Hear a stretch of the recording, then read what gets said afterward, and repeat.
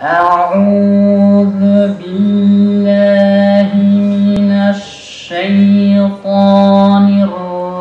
الرجيم بسم الله الرحمن الرحيم ويشهد الله على ما في قلبه وهو ألد الخصام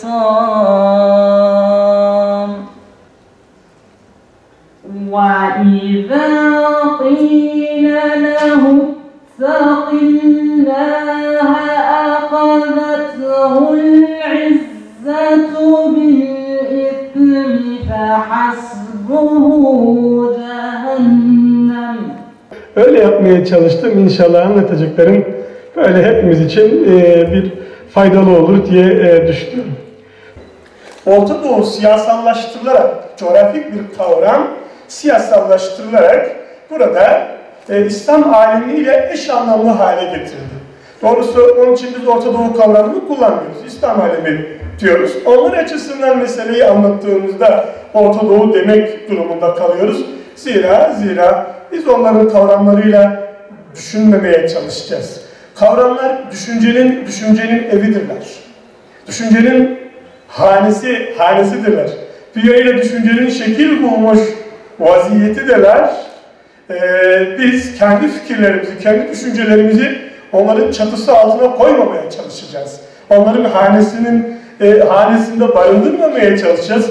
Kendi fikirlerimize, kendi düşüncelerimize ait bir ne oluşturacağız? Haneler, çatılar oluşturacağız öncelikle. Yani kendi kavramlarımızla düşüneceğiz, kendi kavramlarımızla konuşacağız. Şimdi düşünce kuruluşları değerli kardeşler hep şöyle söylerler. Denir ki efendim bunlar yönetenlere veya yönetime talip olanlara danışmanlık yapar. Onların önünü açar. Doğrudur. Avrupa'da düşünce kuruluşları, ki biraz tarihçesinden de bahsedeceğim inşallah, temelde siyasi mühendislik işlevi görüyordu. Yani siyasi şahsiyetlerin, askeri siyasi şahsiyetlerin danışmanlığını yapıp onların zihinlerini yönlendiriyordu başta. Ama ikinci aşamaya geçtiğimizde düşünce kuruluşları Avrupa'da sosyal mühendislik yapmaya başladı. Kime dönük? Avrupa'ya dönük. Batı halklarına dönük. Diyelim ki Fransız halkına dönük. Diyelim ki İngiliz halkına dönük veya bilmem Amerikan halkına dönük her kimse.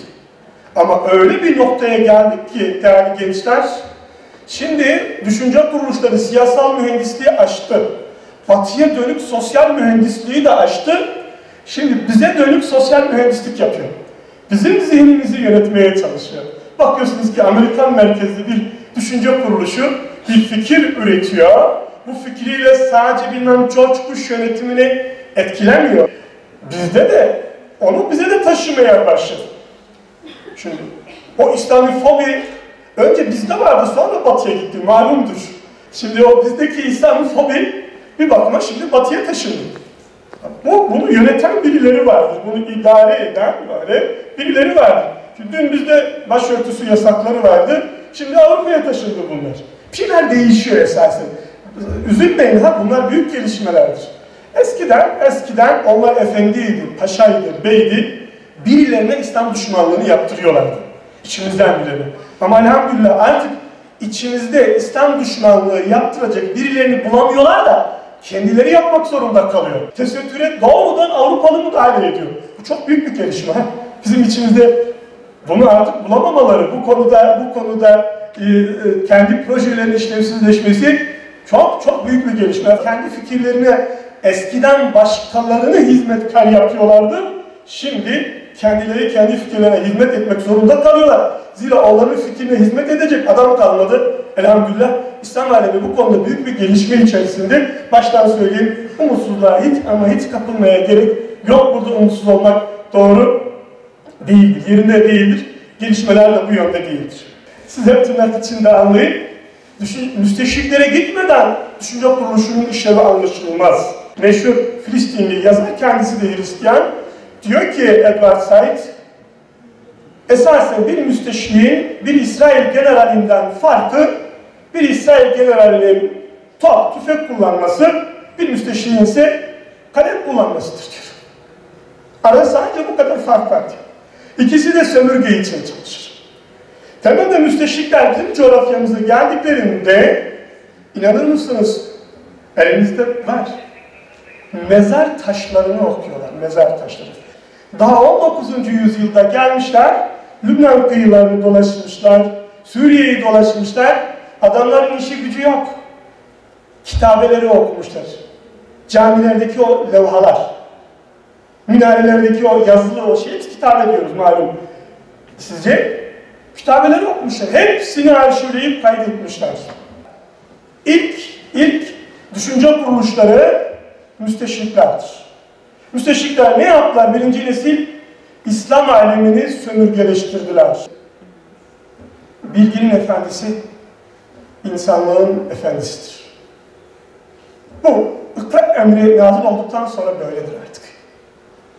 Yüce Allah bir kitap gönderdi ve o kitap iman etmeye başlamadı.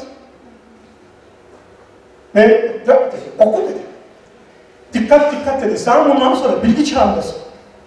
Kim bilgiye sarılsa yükselir. Zamanında biz bilgiye sarıldık, yükseldik, ilerledik.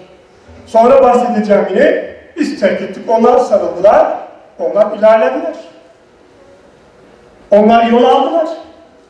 Mesela, işte o ilk nesil müsteşrikler, bizim için Sykes-Picot Anlaşması'nın temellerini attılar.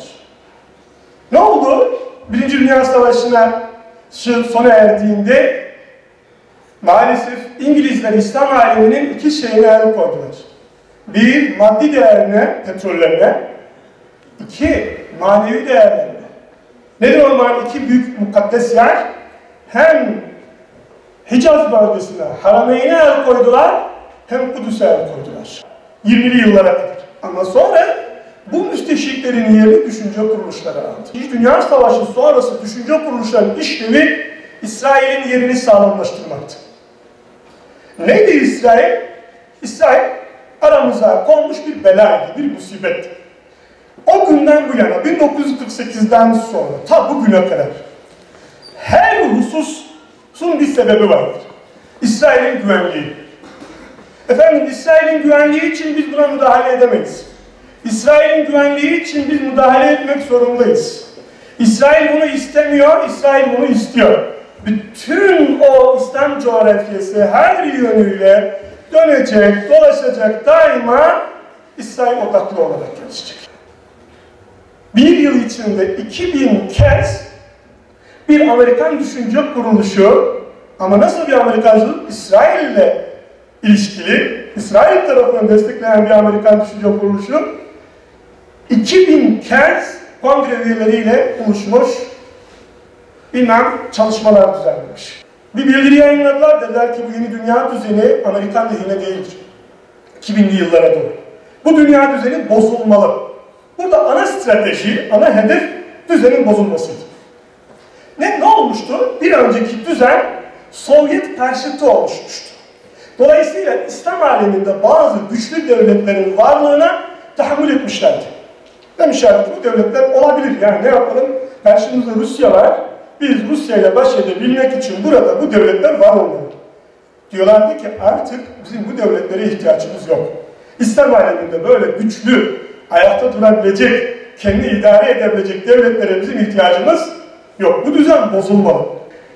Daima Batı'nın korkusu ümmet birliğidir. Dehşete kapılır. Hiç duymak istemez. O Haçlı araştırmalarını okuyun. Gerek Ransman'da, gerek Stevenson'da hep tek cümle söylenir. Hristiyanların gücü Müslümanların dağınıklığından gelir. Müslümanların buluştuğu an Hristiyanın gücü biter. Açıkça söylüyorlar. Hem Stevenson sanırım kitabının ilk sayfasındaki cümlelerden biridir. Ransman defalarca ifade ediyor, defalarca söylüyor. Haçlılar diyor, Hristiyanlar güçlerini Müslümanların dağınıklığından alıyorlardı. Müslümanlar buluştukları an Hristiyanın Haçlı'nın gücü biter. Bu bir korkudur, bir fobi. Hani İslamofobi diyoruz ya, esas fobi budur. Esas fobi budur.